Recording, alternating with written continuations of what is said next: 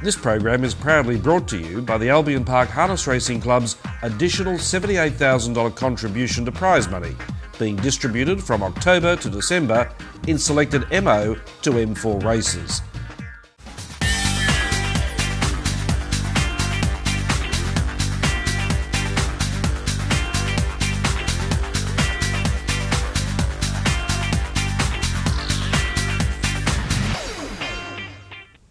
And good evening, everyone. Welcome to another edition of Blinkers Off. Hope it's been a good weekend for you. Has it been a good weekend for you, Chris Barsby? It has been a good weekend. Good high-quality racing across the country, and looking forward to the week ahead as well, because we're set for more good racing, in particular Cranbourne Cup this Saturday night. And of course, with Sharky winning the Trua on Saturday night, an expected victory? Yeah, absolutely. Created history by becoming the first horse to win the race 3 times in a row. At this point in time, he'll skip the Cranbourne Cup this week, and he will go to the Victoria Cup in 2 weeks' time. Just on that race, with the dust at that track there on Saturday night, I know a lot of connections were considering scratching their horses because of the dust that was coming from the track. Okay. Well, I suppose one of the biggest stories coming out of last week, and this is where we start our news tonight, was on the business pages with Tattersalls securing Tote Tasmania. Yeah, yet to be ratified by the ACCC, but it looks a formality that it will go ahead. So Tats now will have control of Queensland, South Australia, Northern Territory, plus Tasmania. So in the end, it's a good thing for the state anyway, with a bigger pool. There's been a lot of talk over a long period of time about the future of parklands. We got it into our heads that September 2013 was the close-off time for harness racing, but another rumour seemed to develop last week. Yeah, rumours stating that the track could be closing as early as February 2013, which is only 2012, which is only 2 months away. I did speak with Steve Sharry, the CEO of Parklands, and he assured our listeners yesterday on radio that Parklands will be open until September 2013.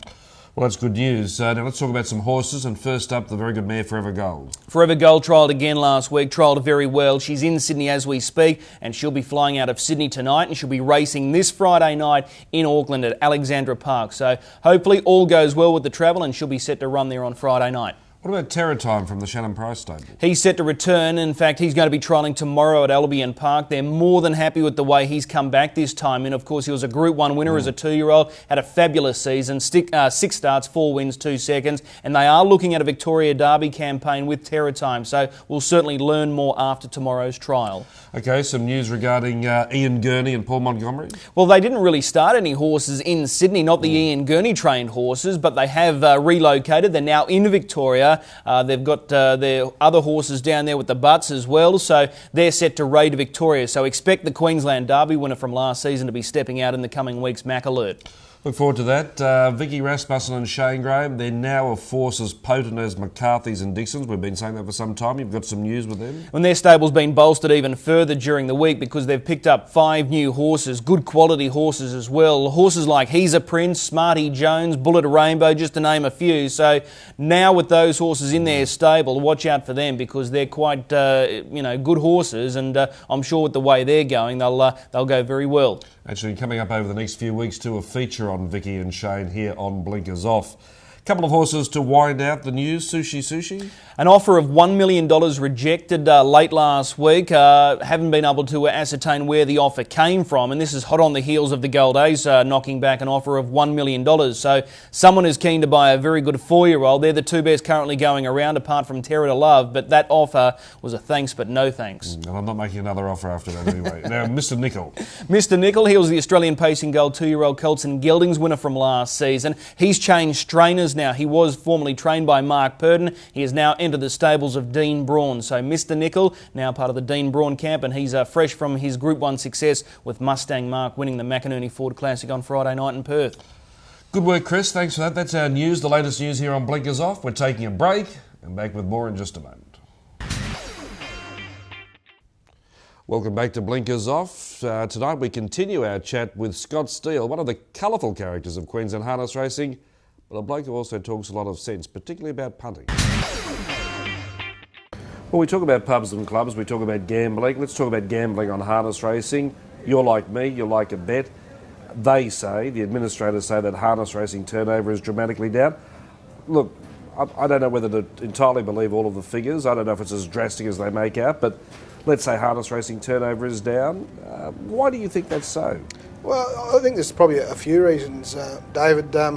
Probably we get pushed around a lot in harness racing. They seem to tell us when they want us to race, and they accept it. The administrators, they put us on at the wrong times and that sort of stuff when we can't get our maximum turnover and that sort of stuff.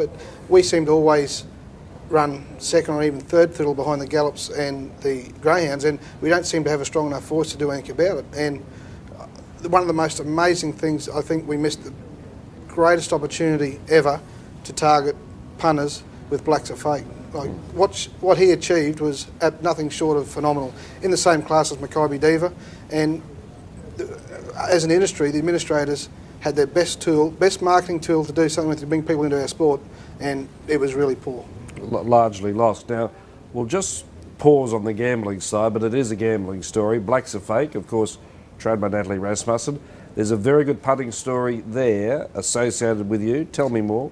Well, this is when Natalie went down to Melbourne, and the Hunter Cup was on the time down there as well, the Victoria Cup, and most people thought Blacks of Fake off 30 metres, and this is when pre-post betting was in, and they didn't think she'd start Blacks of Fake in the Hunter Cup because it was off 30 metres, and no horse had done that before. So I was sort of talking to Grant and Natalie earlier in the week, and they alluded to me that it looked like he would be going round, and I think the TAB was offering generous odds of $18, which is unheard of for Blacks of Fake. So we took the risk that he would start and slipped into it, and we flew down there on the day. We were flying down there Saturday morning and flying back Sunday night, so we went down there, and Hunter Cup's one of my favourite races. I love the stand and start and that sort of stuff, and we were lucky enough. I think it was his best win I've ever seen. He won the race, but he won it.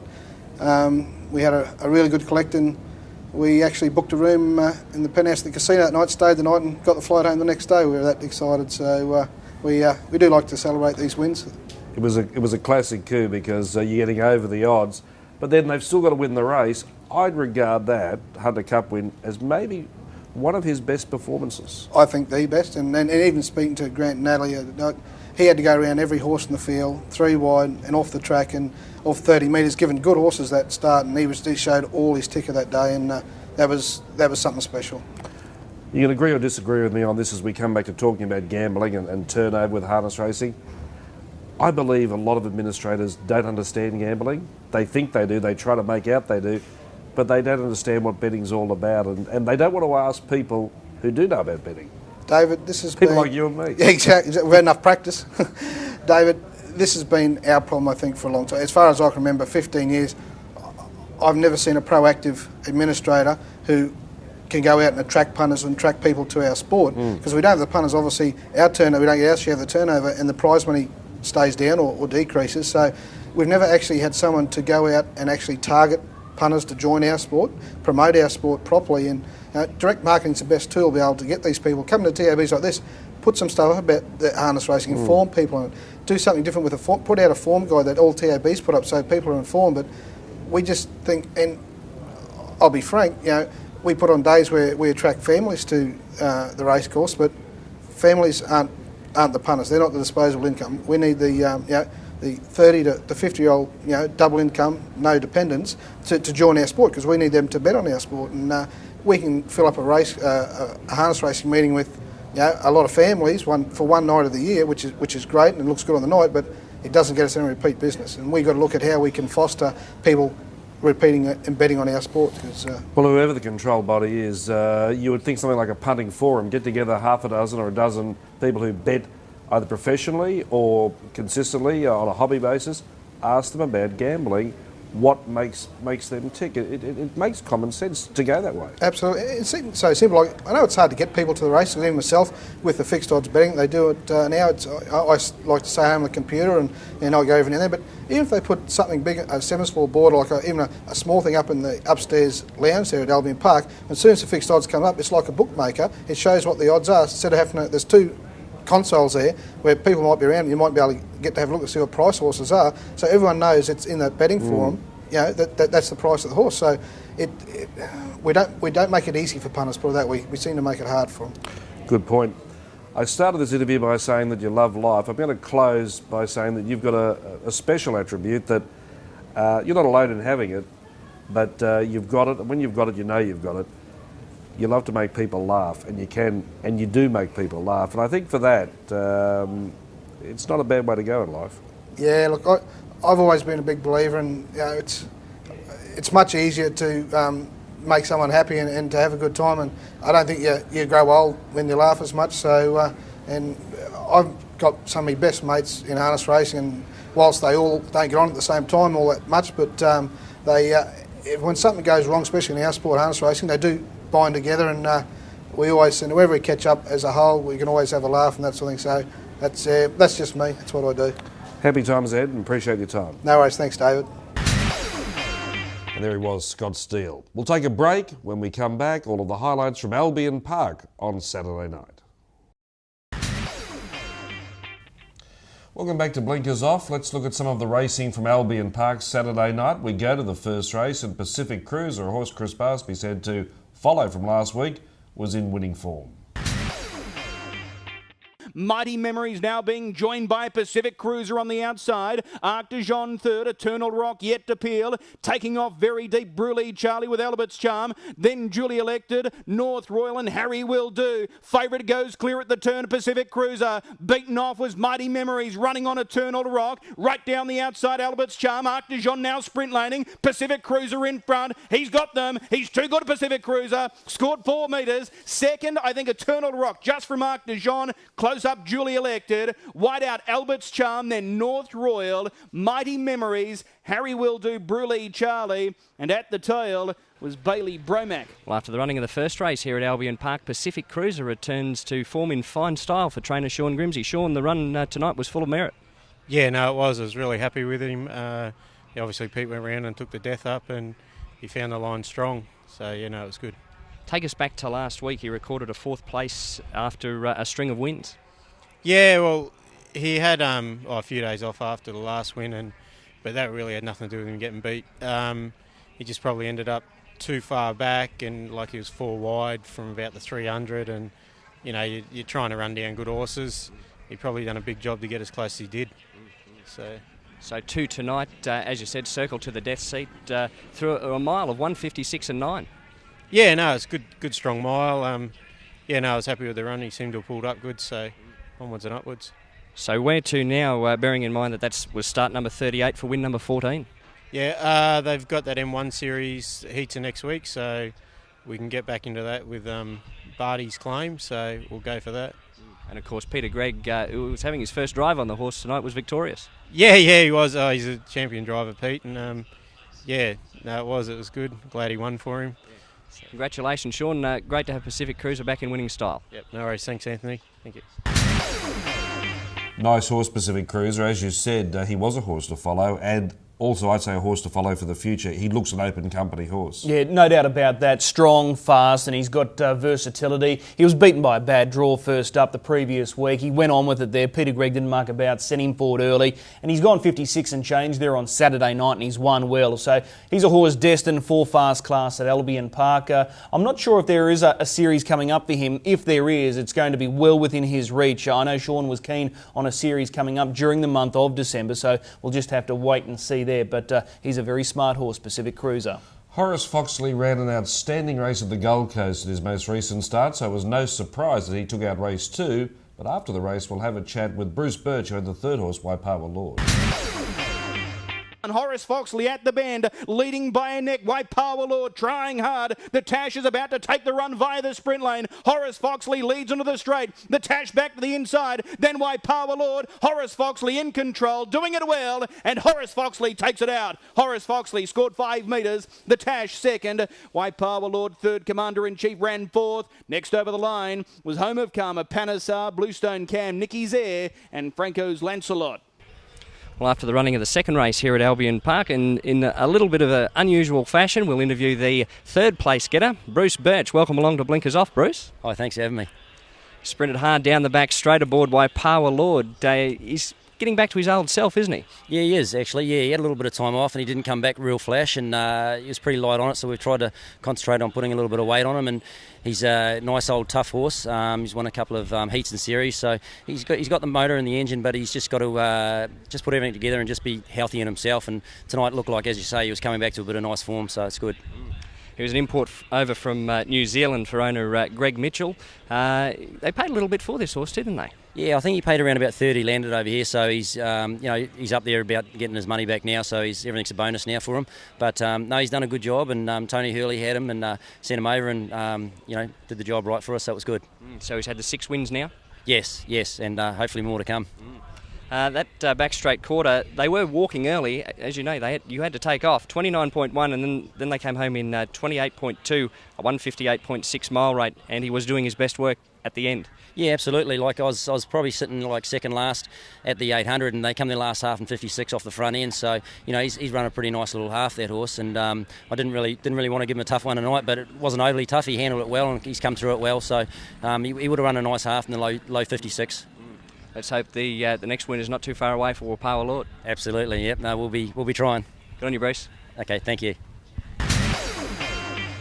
Well, Chris, Horace Foxley really put the writing on the wall of the Gold Coast. He had fantastic sectionals, so no surprise to see him win that race. Yeah, absolutely, and Peter Greig sent him forward, got the lead, got a very comfortable lead as well, and he was left alone, so it was always going to be difficult for his rivals to run him down. In the end, they didn't get near him, and he's won well. He's another one that's destined to get through his grades. That's only his second Albion Park win. Somewhat surprising given his record, because he is a very good horse who's won feature races, but only 2 wins now at Albion Park. Okay, well, Peter Greig's good fortune continued in the next race with his very promising horse, Blazing Terror. Churchill Bromack going well, leading 5 metres. In second spot, Blazing Terror. Modern Whitby feeling the pinch. He's starting to give ground. Zinzan Bromack wider with the Twin Rivers. They're into the home stretch now. Churchill Bromack leads the way to the outside. Blazing Terror, he's finishing fast. It's Churchill Bromack, Blazing Terror. Peter Greig again. Blazing Terror sails on by, takes it out. Blazing Terror beat Churchill Bromack. El Pino third. Zinzan Bromack out wide. Finished fourth. Then Modern Whitby. The Twin Rivers, Kiana Francis, Sunlit Plains, Vokai, Gamble All Night, and Haystead. He was pulled up at the 600 metre marker. Well, 3 races down here at Albion Park tonight. It's the Peter Greig Show. 3 races down, 3 winners to Peter. Congratulations on that effort. That's a big effort, Pete. Yeah, I'm real happy with it myself. I would have driven 3 winners here previously, going back a hell of a long way, but now the opportunities aren't there. I'm not blaming that for not having 3 winners for a long time, but it's a bit of a thrill to get them. We've already touched on Pacific Cruiser's win with trainer Sean Grimsey. Let's go back to race number 2 first of all. Horace Foxley. Yeah, Horace Foxley, when we got him over from New Zealand as a 3-year-old, he ran really good races against For a Reason and that calibre horse, and then he won he won the Premier's Cup that year, and we thought he'd be a pretty good horse, but he came back this time, and we sent him to Sydney, and that didn't work out, and he came home, and there was a line of races that weren't too far in advance, and he had a sore foot, and we had to get him over the sore foot, and I rushed him, and he actually went quite well in the races. Like, he ran 3rd in the Premier's Cup and won a junior drivers race for Todd McCarthy, but then he sort of went flat, like, not right off, he's hardly missed a place, but not what we expected of him, and not up to the night Todd drove him, for instance, and then we've been going to spell him for a long time, but keep him going, and he ran a terrific race last week, well up in grade, and I hoped it wasn't a fluke. I don't think it was a fluke, but he didn't race as well tonight, like he's really lazy, and that's how he's been, but he probably went better than all his other runs except for last week, so I'm happy with him. And last week he got to the line incredibly well. 154.2 was the mile rate through a last half of 56.9. He ended up getting beaten only 3.8 metres on that occasion. Yeah, well, that's the calibre of horse we thought we had last season, but we're a long way short of that, but we haven't given up hope yet. He's only lightly raced too. Tonight that was start number 36 for his 11th career victory. Yeah, he's had a pretty good life race-wise, and we've looked after him most of the time, even though on this prep we've kept him going when he was just a little below what he should be. So over to race number 3, Blazing Terror. That was win number 2 for your stable tonight. Your third winner for the night as far as the driver's concerned, and also that was win number 2 for owner Jeff Wallace. Yeah, Jeff and Leanne own Blazing Terror, and they're in with a group of owners in Horace Foxley. Blazing Terror's been a pretty good horse all his career, but after he turned 2 he got a virus, and really hard to get his red blood cells up, and it drags a bit of strength off him, and we got him going towards the end of the 3-year-old season. He won 3 in a row and was going really well, and then I actually thought he was still going well, but he disappointed in a couple of races. He won 1 race, but just one, and he's disappointing the next start, and probably very disappointing the run after that. And we've kept him for this race because it was double prize money. I'm happy with how he went, but I really think he's a fair. I'm not sure what we'll do with him, because he was a long way below his best tonight, even though he won in good time. It was just, picture perfect for him, and he won, so that's fantastic, Of course, it goes without saying you were always noted to be able to read form lines for the race, and one of perhaps the very few drivers that go in depth to the form line. 2 things come out of that race. You had the option early on when the barriers went back to drop in behind Churchill Bromack or sit in the death seat. You opted to go to the fence. Yeah, I did do the form on Churchill Bromack, and it was easy to follow because he draws 1 nearly every start, and he was a new horse, and I didn't think I had any hope of getting in behind him, to be honest. I wasn't sure what I was going to do, whether I'd hold the death, or I thought Shane had come around pretty tenaciously, and that was my thinking before the race, but I was pretty rapt really when it looked like I might get in just before I did, yeah. And then approaching the 300, Churchill Bromack kicked away. You had the option of waiting to the sprint lane or coming to the outside. Yeah, if he could kick away, I thought he would, because that's the way they drive that horse, and he boxes on, and my horse is much better with a little bit of space to get up the track himself. So it all, as I say, it couldn't have worked out perfect. No, better for him no matter what you did. Peter, congratulations on a tremendous effort. Thank you for joining us here on Blinkers Off, and I'll just say one thing, reminiscent of the old days. Yeah, geez, they're that far back I can't remember them. Thanks very much, Anthony. Good on you, Peter. Yes, Blazing Terror getting the job done there. What's the plans with him? Well, I'm not too sure. He's still on a fairly loose mark, Blazing Terror. He's a horse with an excellent record, and he's been plagued by a few little issues during his career, but I'm sure Peter will just pick and choose where he goes with Blazing Terror, concentrating on the good money races at Albion Park. That was a race of good prize money there on Saturday night, so I'm sure Peter will be pleased with that. As we draw to a close, good racing at Albion Park the next 2 Saturday nights, Lord Mayor's Cup and Christmas Cup. And also the Gold Coast has got a good meeting coming up. Yeah, they've got a Christmas Cup meeting coming up on December 16. Redcliffe also have a Christmas Cup meeting. It's that time of the year, obviously, and the club's getting right behind the Christmas festive period. But December 16 for the Gold Coast, that's going to be a good series because it's $14,000 the final. Heats are being run this Friday night, the final the following week. So it's C3, C4 horses, so it's a good mix there, and I'm sure we'll see some nice up-and-coming paces. Yeah, sponsored by the McDermott family with Harness Talk. That's our program for tonight. Chris, thanks for your time. Thanks, David. Look forward to seeing you again next week. And folks, look forward to seeing you again when we do Blinkers Off again next Monday night.